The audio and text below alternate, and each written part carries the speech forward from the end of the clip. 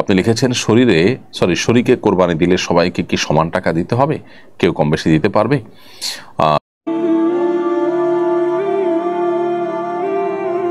Dream ID থেকে আপনি লিখেছেন অজু করে এসে সন্তানকে দুধ খাওয়ালে কি অজু নষ্ট হবে কিনা?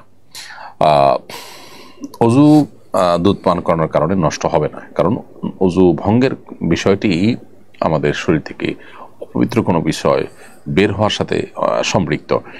তো মা যখন সন্তানকে দুধ খাওয়ান তখন সেই দুধটা কোনো নাপাক কোনো বিষয় না, বিধায় এ দুধ শরীর থেকে নির্গত হলো, সন্তান পান করলো, তার ফলে মায়ের অজু নষ্ট হওয়ার কোনো কারণ নেই। এরপর প্রশ্ন করেছেন জাফরিন্স মম কালেকশন আইডি থেকে, আপনি লিখেছেন শরীকে কোরবানি দিলে সবাইকে কি সমান টাকা দিতে হবে, কেউ কম বেশি দিতে পারবে? দেখুন, শরীকে যদি কোরবানি দেন তাহলে সেক্ষেত্রে আপনাকে যে কোনো একটা অংশ নিতে হবে, পূর্ণাঙ্গ একজনকে একটা অংশ নিতে হবে। কোনো এক ব্যক্তি যদি তিনি ভগ্নাংশ নেন, একটা অংশের অর্ধেক নেন, তাহলে কারোরই আসলে কোরবানি হবে না। কারণ হলো সেক্ষেত্রে এটা গোশত খাওয়ার একটা আয়োজন হতে পারে, গোশত বন্টন করার একটা ব্যাপার স্যাপার থাকতে পারে বা হতে পারে, কিন্তু কোরবানি হবে না। কোরবানি হতে হলে আপনাকে 7 ভাগের 1 ভাগ, 2 ভাগ, 3 ভাগ এভাবে পূর্ণাঙ্গ ভাগ নিতে হবে। এক নারী নেত্রী দাবি করেছেন জুমার মসজিদে নারীদের প্রতি বিষোদ্গার ছাড়া আর কোনোভাবে আলোচনা হয় না, সত্যি কি তাই? আপনি একজন খতিব, আপনার অভিজ্ঞতার আলোকে বিষয়ে বলবেন। দেখুন, খুবই দুর্ভাগ্যজনক কথা এটি। যিনি এটি বলেছেন তিনি কতটা দায়িত্বশীল মানুষ, ন্যূনতম তার বিবেককে তিনি জিজ্ঞেস করেছেন কিনা, তার বিবেক তাকে কথা বলতে সায় দিয়েছে কিনা আমি জানি না। তিনি কিভাবে এটা বলতে পারলেন, সত্যি এটা বিস্ময়ের ব্যাপার। বাংলাদেশে প্রায় 4 লক্ষ মসজিদ আছে। 100 করে মুসল্লি যদি প্রত্যেকটা মসজিদে গড়ে থাকেন জুমার দিন খুতবা চলাকালীন সময়, তাহলে সেক্ষেত্রে 4 কোটি মানুষ হয়। 4 কোটি মানুষ মিনিমাম। এতগুলো মানুষ প্রত্যেক সপ্তাহে জুমার দিন মসজিদে হাজির হন এবং খতিব সাহেবদের আলোচনা শুনেন। এই 4 কোটি মানুষের মধ্যে 4 জন মানুষই কি সাক্ষ্য দিবেন যে জুমার মসজিদে নারীদের প্রতি বিষোদ্গার ছড়ানো হয়, যেমনটি তিনি বলেছেন? মূলত নারীদেরকে টুল হিসাবে ব্যবহার করে এখানে আজকাল আমরা দেখতে পেয়েছি যে নানাবিধ আপনার স্বার্থ হাসিল করার একটা অপচেষ্টা চলছে। সেখানে আলেমদেরকে, ধর্মকে, দিনকে, ইসলামকে নারীদের মুখোমুখি দাঁড় করার একটা চেষ্টা চলমান আছে। অবশ্য এই চেষ্টা করে খুব একটা লাভ হবে না, কারণ পশ্চিমে এটা অনেকদিন থেকে হয়েছে এবং সেখানে আমরা দেখেছি যে ইসলাম গ্রহণকারী মানুষদের মধ্যে পুরুষদের তুলনায় নারীদের সংখ্যায় বরং অনেক বেশি এবং প্রতিনিয়ত সেটা বাড়তি আছে। অতএব ইসলাম বা আপনার আলেম আমাদেরকে নারীদের মুখোমুখি করার চেষ্টা করে আসলে লাভ হবে না, কারণ প্রত্যেকটা মানুষ তার বিবেককে যখন উন্মুক্তভাবে ছেড়ে দেন এবং তিনি যখন জানার চেষ্টা করেন প্রকৃত সত্য, তিনি দেখেন যে ইসলাম তথা ওলামায়ে কেরামই হলো নারীদের সবচেয়ে বড় শুভাকাঙ্ক্ষী এবং প্রকৃত কল্যাণকারী। অতএব এই যে মিথ্যাচার, সেই মিথ্যাচার এমন মিথ্যাচার এবং ডাহা মিথ্যাচার যায়, এটার আসলে জবাব দেওয়ারও প্রয়োজন সেভাবে আছে বলে আমি মনে করি না।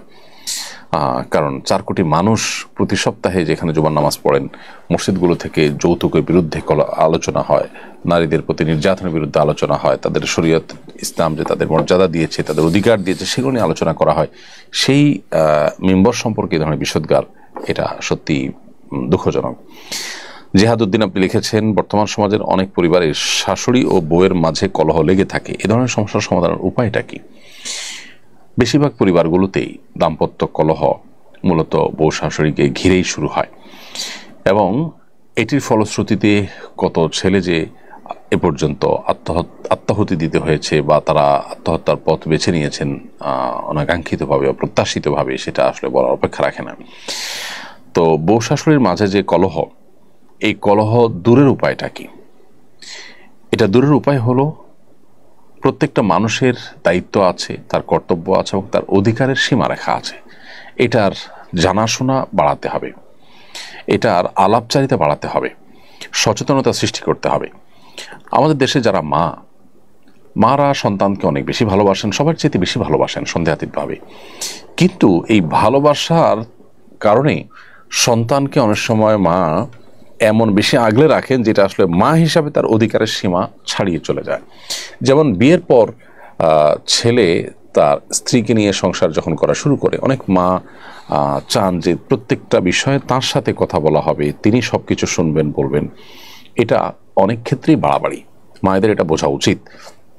সন্তান যখন বড় হয় তখন তার নিজস্ব মতামত সৃষ্টি হয়। যখন তিনি বিয়ে করেন তখন তার সাথে তার স্ত্রীর মতামতে সে যুক্ত হয়। এখানে মা অবশ্যই তাকে গাইড করবেন, তাকে পরামর্শ দিবেন, মতামত দিবেন। মায়ের অবশ্যই চাওয়া থাকতে পারে, কিন্তু সেটার একটা সীমা রেখা থাকতে হবে। ধরুন ছেলে উপার্জন করছে, ছেলে উপার্জন করার পর ছেলের উপার্জনকে কে নিয়ন্ত্রণ করবে? স্ত্রী চান তিনি নিয়ন্ত্রণ করবেন, মা চান তিনি নিয়ন্ত্রণ করবেন। আর শরিয়া চায় যিনি উপার্জন করছেন তিনি তার উপার্জনকে নিয়ন্ত্রণ করবেন। সন্দেহাতীতভাবে মায়ের প্রতি রেসপেক্ট থাকবে, মায়ের পরামর্শকে সর্বোচ্চ আমল নেওয়ার চেষ্টা করবেন, আর স্ত্রীর যা পাওনা প্রাপ্য আছে সেগুলো দিবেন, এবং তিনিও কোনো যৌক্তিক পরামর্শ দৃষ্টিকে আমল নেওয়ার চেষ্টা করবেন। কিন্তু দিন শেষে সিদ্ধান্ত নেওয়ার ক্ষমতা ইসলাম দিয়েছে যিনি উপার্জন করেছেন তাকে। এখন মা যদি মনে করেন যে ছেলে আমার উপার্জন করে সব আমার কাছে দিবে, আমি যা খুশি তা বউকে দেব বা দেব না। অনেক প্রবাসীরা আছেন, তাদের উপার্জনের সমস্ত টাকা বাবা মা আশা করেন যে আমাদের কাছে দিয়ে দিবে, আমরা আমাদের মতো কিছুকে নিয়ন্ত্রণ করব। এগুলো সবগুলোই কিন্তু বাড়াবাড়ি, এবং বাবা মা হিসাবে তাদের যতটুকু অধিকার আছে তার সীমা ছাড়িয়ে চলে যাওয়া।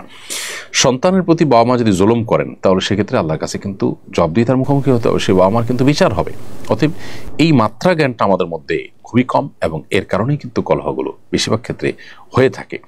অতএব মা হোক বাবা হোক, তাদের যে অধিকার সেটা অবশ্যই সবার চাইতে বেশি, আল্লাহর পরে আল্লাহ রসুলের পরে সবচেয়ে বেশি অধিকার তাদের, সন্দেহ নেই। কিন্তু সেই সাথে সেটার একটা সীমা আছে, শরীয়ত একটা সীমানা দিয়েছে। সো সেই সীমাটা আমাদেরকে মেনটেন করে চলতে হবে। একই কথা স্ত্রীর ক্ষেত্রে প্রযোজ্য। আপনার স্বামী উপার্জন করে আনছেন, এখন কি করবেন না করবেন, কাকে দিবেন না দিবেন সব আপনি দেখবেন না, এটা একেবারে অযৌক্তিক কাজ। আপনার প্রাপ্য অধিকারটা পাচ্ছেন কিনা, আপনার ভরণ পোষণ যথাযথভাবে পাচ্ছেন কিনা, মাও দেখবেন যে মারটা পাচ্ছেন কিনা। যদি নিজেরটা পান, এরপরে বাকি টাকাটা যিনি উপার্জন করছেন তার একান্ত আপনার স্বাধীন ইচ্ছা ব্যবহার করে তিনি যা খুশি করবেন, কিন্তু আপনি সেখানে শুধুমাত্র পরামর্শ দিবেন, ইনপুট দিবেন এবং দোয়া করবেন। স্ত্রীগণ যারা আছেন যদি মনে করেন যে স্বামী ভুল পথে আছেন, তাহলে সেক্ষেত্রে আল্লাহর কাছে চোখের পানি ফেলে দোয়া করেন। আল্লাহ তো সব কিছু করতে পারেন, আপনি আপনার চেষ্টা করেন, কিন্তু এটা নিয়ে ঝগড়াঝাটি করে বাড়াবাড়ি করে মনোমালিন্য তৈরি করলে তা কারোর জন্য কল্যাণকর হয় না। অতএব এই যে আমাদের যার যার পাওনার সীমারেখা, এটা আমাদের বোঝা উচিত, এবং সেই সাথে দুনিয়া দিন শেষে এখানে আমাদের চাওয়াগুলো সব পূরণ হয়ে যাবে। আমি যা চাইবো সব আমার মন মতোই হতে হবে, না হলে আমি ডিপ্রেসড হয়ে যাব, আমি অনেক বেশি অস্থির হয়ে যাব।